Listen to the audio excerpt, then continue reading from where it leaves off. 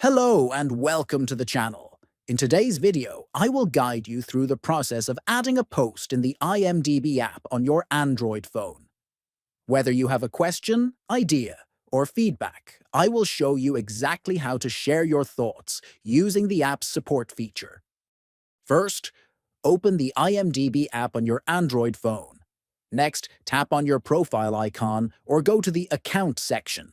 Tap the settings icon located at the top right corner of the screen. Scroll down and click on About. Select Get Support from the options. Tap on Browser to open the support page in your mobile browser.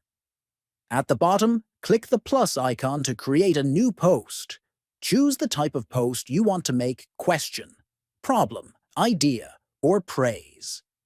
Enter the subject of your post. Write a detailed description explaining your post. Click on Topic and select the category that fits your post best.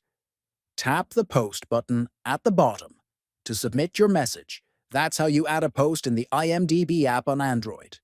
Now you can easily share your feedback or ask questions. Thanks for watching, and don't forget to subscribe for more helpful tutorials.